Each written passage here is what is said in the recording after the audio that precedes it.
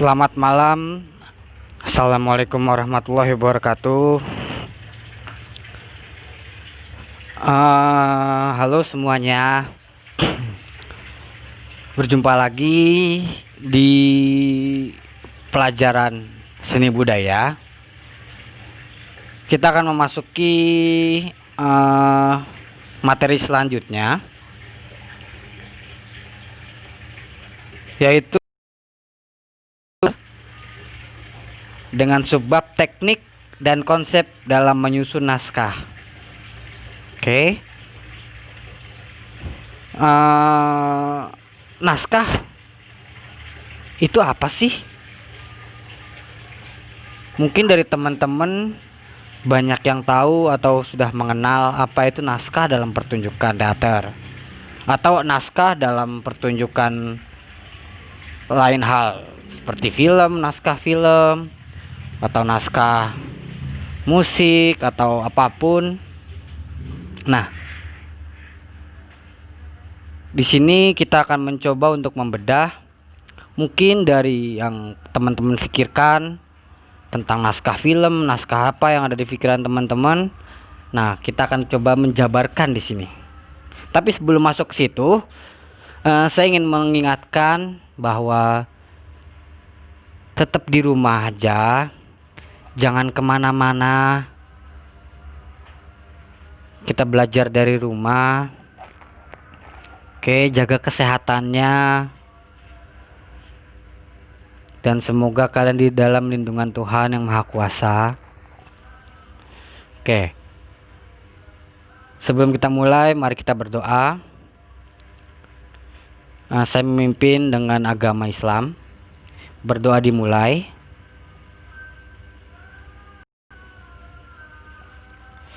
Oke.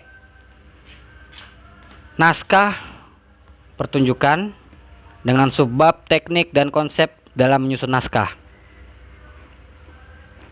Pengertiannya, naskah atau lakon diciptakan oleh pengarang atau penulis. Semua wujud ekspresi di atas panggung didasari pada isi cerita dalam naskah atau lakon. Lalu, naskah atau lakon memiliki struktur khusus yang membedakan dengan jenis karya sastra lain, yaitu struktur dramatik. Oke. Lalu dalam struktur dramatik itu sendiri, struktur dramatik lakon itu bisa dikatakan sebagai bagian dari plot atau alur, karena di dalamnya itu merupakan suatu kesatuan peristiwa yang terdiri dari bagian-bagian yang memuat unsur-unsur plot. Oke, jadi di dalam plot-plot atau alur-alur yang nanti akan saya jelaskan, itu di dalamnya terdapat struktur dramatik. Nah, lalu menurut teori Aristotelian atau yang biasa kita sebut dengan Aristoteles, dia memiliki elemen-elemen pembentuk struktur yang terdiri dari eksposisi atau introducing, ada komplikasi, ada klimaks, ada resolusi atau falling action, dan juga ada kesimpulan. Oke. Nah, ini adalah beberapa contoh dari struktur dramatik. Yang pertama, yang dibuat oleh piramida Freystack. Kalian bisa lihat gambarnya yang terdapat. Ada exposition, rising action, klimaks, falling action, dan denouncement. Nah, yang pertama, exposition. Ia adalah penggambaran awal dari sebuah lakon, berisi tentang perkenalan karakter dari masalah yang akan digulirkan. Contohnya, misalkan Alfa. Alfa adalah seorang siswa yang baru saja masuk ke kelas 10 di SMA Tunas Jaka Sampurna. Alfa memiliki orang tua bernama Suyatna. Dia adalah seorang tentara nasional Indonesia. dan juga seorang ibu yang bernama Ainin. Ia adalah ibu rumah tangga.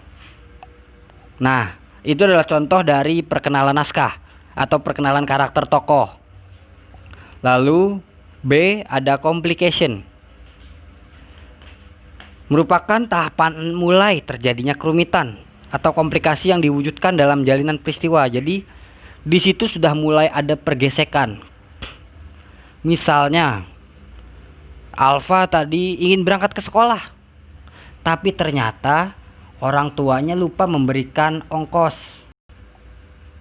Akhirnya setelah sampai di halte, Alfa kebingungan nih. Nah, itu adalah contoh complication atau komplikasi dari tahapan awal mulai terjadinya kerumitan dalam jalinan peristiwa di naskah lakon teater. Oke, kita lanjut setelah azan maghrib tadi. Lalu setelah itu ada klimaks. Klimaks itu adalah puncak dari laku lakon dan titik kulminasi. Pada titik ini semua permasalahan akan terurai. Jadi inti dari permasalahan ini seperti tadi tuh, si Alfa sudah di halte tapi ia lupa bawa duit karena orang tuanya lupa memberikan uang jajan. Akhirnya Alfa marah-marah di halte. Alfa marah-marah. Alfa nelpon ayahnya, nelpon mamahnya. Mama kenapa sih gak ngasih aku duit? Lupa lagi segala macam. Nah, Alfa marah. Lalu setelah itu yang D adalah reversal. Dia ini adalah tahapan penurunan emosi lakon atau falling action. Nah, di sini muncullah suatu solusi awal. Misalkan akhirnya, ya udah, mama atau ayah jemput kamu, nganterin kamu ke sekolah atau apa. Nah, lalu yang terakhir, denouement. Dia adalah tahap penyelesaian dari lakon tersebut, baik itu berakhir dengan bahagia maupun menderita. Lalu misalkan setelah ayah atau mamanya sampai di halte, Alfa akhirnya nurut sama ayahnya lalu dianterin ke sekolah, misalnya kayak gitu. Oke, jika ada yang ingin ditanyakan silahkan nanti komen di kolom yang di classroom yang nanti akan saya buat. Oke, setelah itu kita masuk ke skema Hudson. Nah, kalau di skema Hudson ini ada beberapa contoh. Ada eksposisi, ada insiden permulaan, ada pertumbuhan laku, ada krisis atau titik balik, lalu ada penyelesaian atau penurunan laku, lalu ada keputusan. Eksposisi tahap awal lakon atau saat memperkenalkan dan membeberkan materi-materi yang relevan dengan lakon. Sama seperti yang tadi, seperti halnya piramida Freytag, dia di sini adalah memberi perkenalan tokoh, materi-materi apa sih yang akan nanti dijadikan sebagai bahan untuk klimaks. Lalu ada juga insiden permulaan. Nah, di sini tahapan mula identifikasinya insiden-insiden yang memicu konflik. Hampir sama kayak yang tadi. Yaitu adalah awal-awal terjadinya masalah. Lalu ada pertumbuhan laku. Nah, tahap ini untuk merupakan tindak lanjut dari insiden-insiden yang telah terjadi tadi. Setelah mulai konflik, awal-awal konflik, apakah akan yang dilakukan oleh si tokoh? Lalu ada krisis atau timbal balik. Nah, krisis ini adalah keadaan di mana lakon berhenti pada satu titik yang sangat menegangkan atau menggelikan. Seperti hal yang tadi yang akhirnya Alfa marah. Nah, itu sebenarnya bisa Alfa bisa marah akhirnya, atau Alfa ya udahlah, lupa kali orang tua gue. Akhirnya Alfa jalan kaki dari rumah ke sekolah, padahal rumahnya ada di Bekasi, sekolahnya ada di Bandung. Akhirnya Alfa jalan kaki. Nah, lalu ada penyelesaian atau penurunan laku. Penyelesaian atau denomen yang tadi, bagian lakon yang merupakan tingkat penurunan emosi dan jalan keluar dari konflik. Seperti saya bilang tadi, Alfa akhirnya jalan kaki itu dari Bekasi ke Bandung mau sekolah. Nyampe di Bandung akhirnya Alfa udah keringetan. Keringetnya udah segede-gede jagung. Udah capek banget. Nah, akhirnya muncullah keputusan. Semua konflik yang terjadi dalam sebuah lakon bisa diakhiri. Coba kalian pahami. Setelah sampai di sekolah, ya bisa jadi akhirnya Alfa memutuskan untuk mandi dulu di sekolah atau apa. Nah, lalu setelah itu ada tensi dramatik Brander Matthews. Dia hampir sama. Kalian bisa lihat timelinenya atau garis waktunya yang di bawah. Skemanya juga seperti itu. Ada eksposisi, ada penanjakan, ada komplikasi, ada klimaks, ada resolusi dan konklusi. Semuanya hampir sama. Oke, eksposisi adalah bagian awal atau pembukaan. Dia memberikan tentang gambaran, penjelasan, dan keterangan mengenai tokoh, masalah, waktu, dan tempat. Lalu penanjakan, sebuah peristiwa atau aksi tokoh yang membangun menuju konflik. Ada komplikasi, penggawatan yang merupakan kelanjutan dari penanjakan tadi. Lalu ada klimaks, adalah puncak dari permasalahan. Lalu ada resolusi,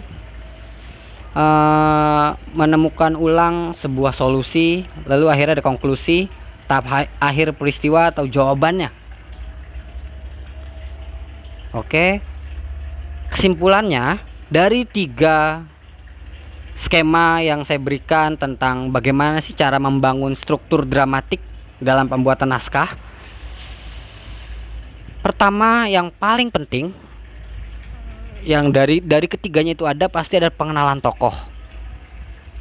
Yang kedua, lalu ada awal mula permasalahan. Lalu yang ketiga ada klimaks, inti dari permasalahannya itu apa. Lalu yang keempat ada bagaimana cara menyelesaikan masalah itu. Lalu selanjutnya ada akhirnya ditemukanlah solusinya. Nah, intinya adalah itu. Lalu balik lagi, waktu kita masih di kelas, saya pernah memberikan contoh cara membuat naskah. Ada prosedurnya. Dengan cara kalian menulis ada, yang, tapi, lalu, akhirnya, setelah itu. Nah, silahkan coba kalian sesuaikan atau kalian cocokkan skema mana sih dari ketiga yang sudah saya berikan tadi yang lebih mendekati atau bahkan mungkin sama nih. Oke, kembali lagi, kalau memang kalian agak bingung atau ada yang ingin ditanyakan, silakan nanti kalian bisa komen di classroom yang udah saya buat. Kalian boleh tanyakan apa saja mengenai struktur dramatik atau tentang naskah. Silahkan. Sekian dulu. Assalamualaikum warahmatullahi wabarakatuh. Tetap stay at home di rumah, jangan kemana-mana, jaga kesehatan, dan bye bye.